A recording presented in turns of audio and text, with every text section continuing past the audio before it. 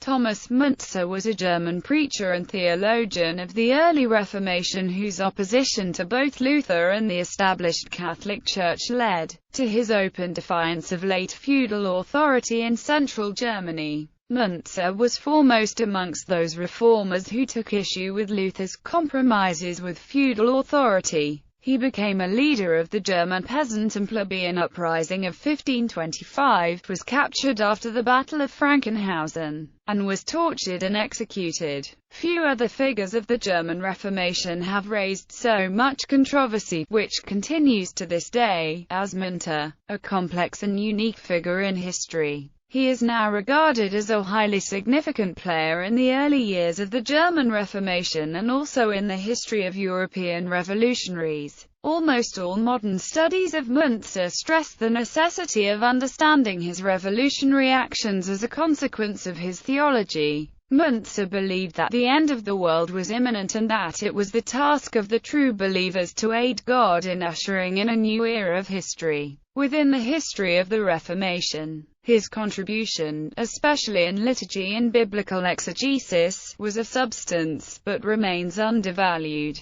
Early life and education. Thomas Müntzer was born in late 1489, in the small town of Stolberg in the Harz Mountains of Germany. The legend that his father had been executed by the feudal authorities has long since been shown untrue. There is every reason to suppose that Müntzer had a relatively comfortable background and upbringing, as evidenced by his lengthy education. Both his parents were still alive in 1520, his mother dying at around that time. The family later moved to the neighboring, and slightly larger town of Quedlinburg, and it was as Thomas Müntzer de Quedlinburg that he enrolled at the University of Leipzig in 1506. Here he may have studied the arts or even theology. Relevant records are missing, and it is uncertain whether Müntzer actually graduated from Leipzig. He later enrolled in late 1512 at the Viadriana University of Frankfurt an der Oder. It is not known what degrees he had obtained by 1514, when he found employment within the Church. Almost certainly a master's degree in theology or the arts, and possibly, but less certainly, a Bachelor of Theology. Again, the university records are full of holes, or are completely missing.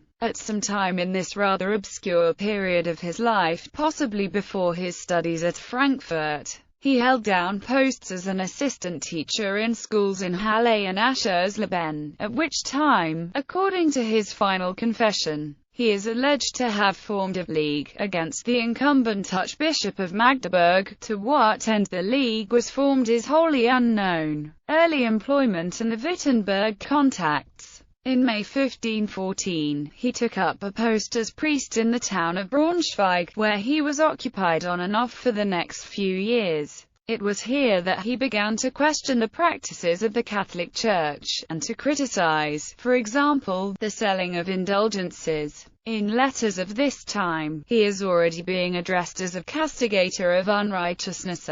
Between 1515 and 1516, he also managed to find a job as schoolmaster at a nunnery in Froes, near Aschersleben. In the autumn of 1517, he was in Wittenberg, met with Luther and became involved in the great discussions which preceded the posting of Luther's 95 Theses. He attended lectures at the university there, and was exposed to Luther's ideas as well as other ideas originating with the humanists, among whom could also be counted Andreas Bodenstein von Karlstadt, who later became a radical opponent of Luther. Müntzer did not remain in Wittenberg for long, and was reported in various other locations in Thuringia and Franconia. He continued to be paid for his position at Braunschweig until early 1519, when he turned up in the town of Jüterbog, northeast of Wittenberg, where he had been asked to stand in for the preacher Franz Gunther. Gunther had already been preaching the Reformed gospel, but had found himself viciously attacked by the local Franciscans. Requesting leave of absence, he left the scene and Müntzer was sent in. The latter picked up where Gunther had left off. Before long, The local ecclesiastics were complaining bitterly about Müntzer's heretical articles which challenged both church teaching and church institutions.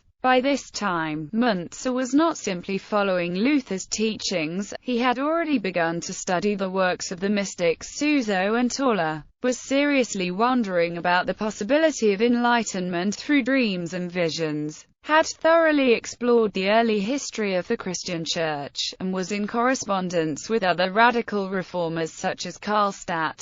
In June 1519, Müntzer attended the disputation in Leipzig, between the reformers of Wittenberg and the Roman Church hierarchy, represented by Johann Eck. This was one of the high points of the early Reformation. Müntzer did not go unnoticed by Luther, who recommended him to a temporary post in the town of Zwickau. However, at the end of that year, he was still employed in a nunnery at Buditz, near Weissenfels. He spent the entire winter studying works by the mystics, the humanists and the church historians. Zwickau. In May 1520, Müntzer was able to capitalize on the recommendation made by Luther a year earlier, and stood in as temporary replacement for a reformist, humanist preacher named Johann Sylvanus Eugranus at St. Mary's Church in the busy town of Zwickau, near the border with Bohemia. Zwickau was in the middle of the important iron and silver mining area of the Erzgebirge, and was also home to a significant number of plebeians, primarily weavers. Money from the mining operations, and from the commercial boom which mining generated, had infiltrated the town. This led to an increasing division between rich and poor citizens, and a parallel consolidation of larger manufacturers over small-scale craftsmen. Social tensions ran high. It was a town which, although exceptional for the times, nurtured conditions which presaged the trajectory of many towns over the following 2 centuries. At St. Mary's, Müntzer carried on as he had started in Jüterbog. This brought him into conflict with the representatives of the established church. He still regarded himself as a follower of Luther, however, and as such he retained the support of the town council. So much so that when Eugranus returned to post in October 1520, the town council appointed Müntzer to a permanent post at St. Catherine's Church. St. Catherine's was the church of the weavers. Even before the arrival of Lutheran doctrines, there was already in Zwickau a reform movement inspired by the Hussite Reformation of the 15th century, especially in its radical, apocalyptic Taborite flavor. Amongst the Zwickau weavers this movement was particularly strong, along with spiritualism. Nikolaus Storch was active here, a self-taught weaver who placed every confidence in spiritual revelation through dreams. Soon he and Müntzer were acting in concert.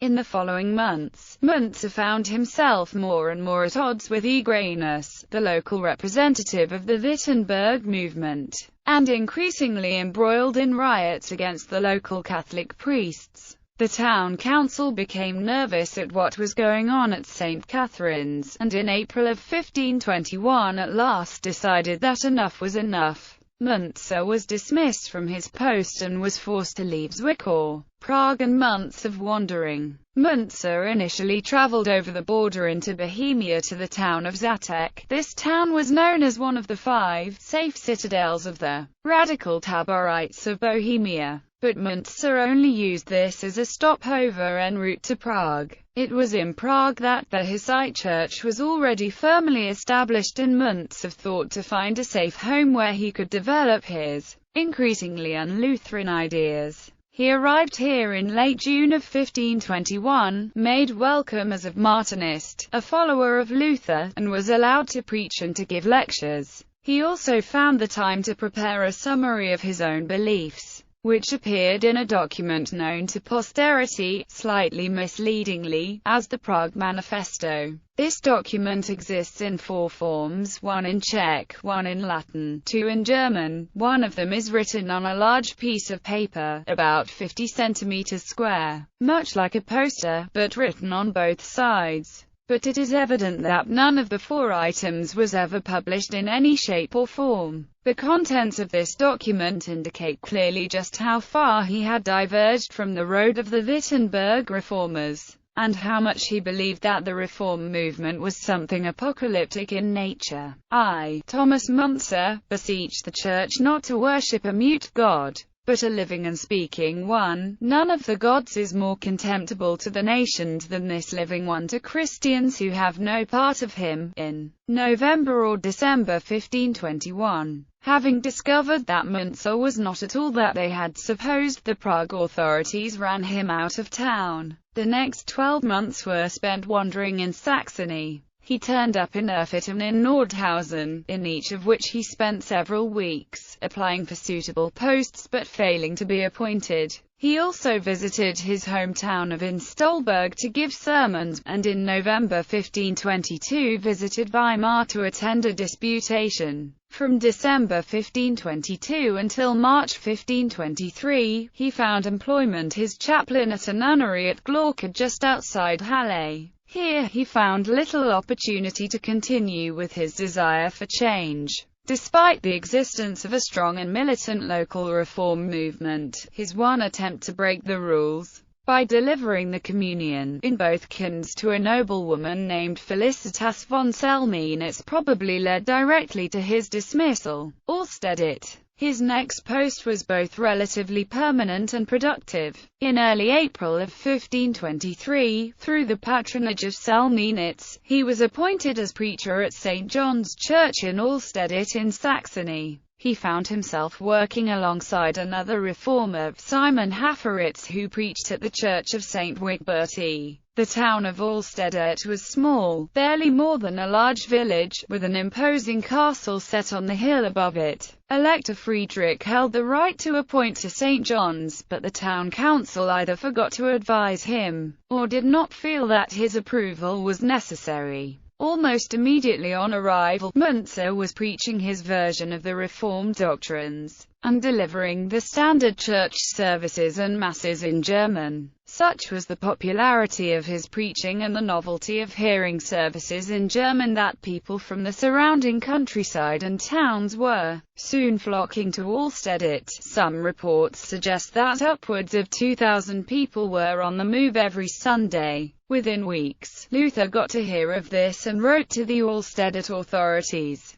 asking them to persuade Müntzer to come to Wittenberg for closer inspection. Müntzer refused to go. He was far too busy carrying through his Reformation and wanted no discussion behind closed doors. At this time, he also married Ottilie von Gerson, a former nun. In the spring of 1524, Ottilie gave birth to a son. It was not only Luther who was concerned. The Catholic Count Ernst von Mansfeld spent the summer of 1523 trying to prevent his own subjects from attending the Reformed services in Allstedt. Müntzer felt secure enough to pen a letter to the Count in September, ordering him to leave off his tyranny. "I am as much a servant of God as you, so tread gently, for the whole world has to be exercised in patience. Don't grab, or the old coat may tear. I will deal with you 1,000 times more drastically than Luther with the Pope." Throughout the remainder of 1523, and into 1524, Müntzer consolidated his Reformed services and spread his message in the small town. He arranged for the printing of his German church service, the Protestation or Proposition by Thomas Müntzer from Stolberg in the Harz Mountains,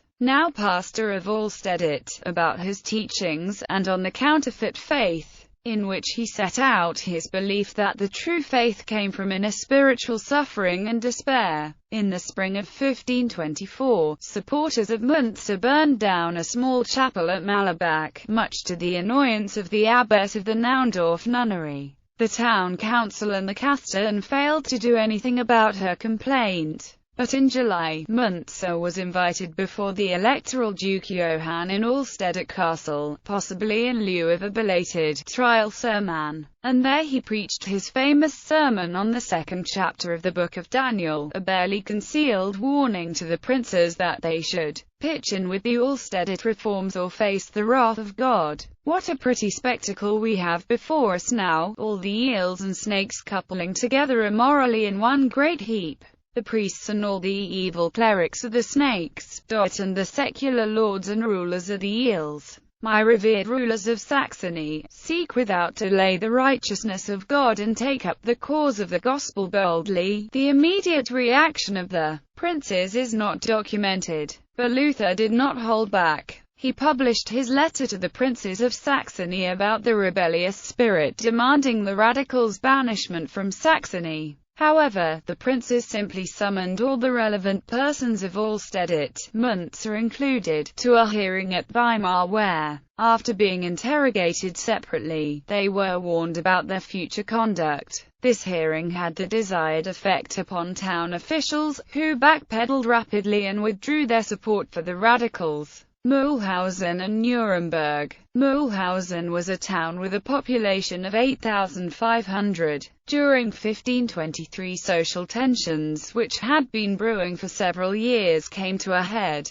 and the poorer inhabitants had managed to wrest some political concessions from the town council. Building on this success, the radical reform movement kept up the pressure, under the leadership of a lay preacher named Heinrich Pfeiffer, who had been denouncing the practices of the old church from the pulpit of St. Nicolaus Church.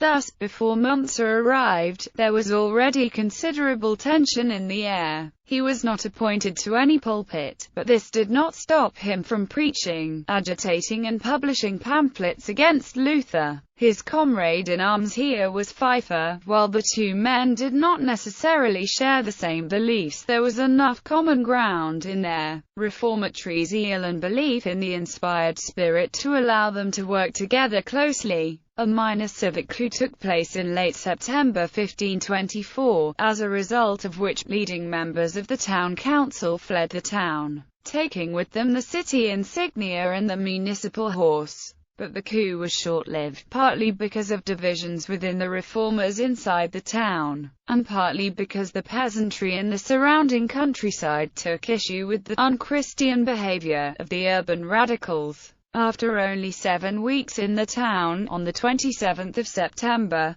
Müntzer was forced to abandon wife and child once more and escape with Pfeiffer to a safer haven. He travelled first to Nuremberg in the south, where he arranged for the publication of his anti-Lutheran pamphlet A Highly Provoked Vindication and Refutation of the Unspiritual Soft Living Flesh, in Wittenberg, as well as one entitled A Manifest Exposé of False Faith, both of which were confiscated by the city authorities, the former before any copies could be distributed. Müntzer kept a low profile in Nuremberg, clearly considering that his best strategy would be to spread his teaching in print, rather than end up behind bars. He remained here until November and then left for the southwest of Germany and Switzerland, where peasants and plebeians were beginning to organize themselves for the Great Peasant Uprising of 1525 in defiance of their feudal overlords. There is no direct evidence of what Müntzer did in this part of the world,